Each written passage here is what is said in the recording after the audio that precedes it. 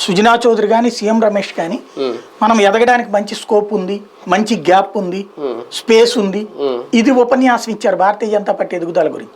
వాళ్ళు చాలా తెలివైనటువంటి వాళ్ళు. ఈవిడ కూడా డైరెక్ట్ గా తెలుగుదేశం వల్ల కొన్ని సమీకరణాలు మనం మారిస్తే గెలుస్తామంది, అంతేగాని ఈవిడ కూడా తెలుగుదేశం పేరెత్తల.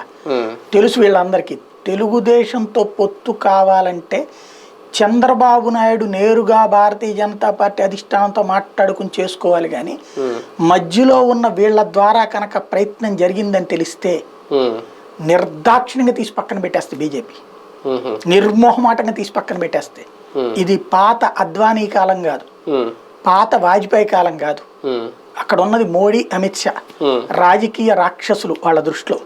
ఎందుకంటే ఎయిదర్ 1 or 2 మనం ఉండాల్సింది. ఇదే దాంతో ఎజెండాతో వెళ్తున్నారు. ఇప్పటికీ అందులో 80% సక్సెస్ అయ్యారు, ఇంకా 20% సీరియస్ కాన్సన్ట్రేట్ చేశారు. భారతదేశ చరిత్రలో రాజకీయం ఈ లెక్కన చేయించని ఎవడు కనిపెట్టాడు?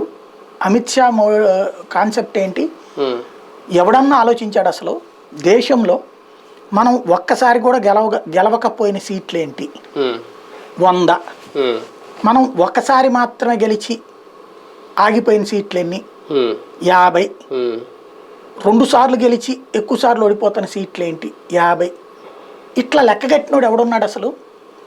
లెక్క కట్టడం ఒక ఎత్తు,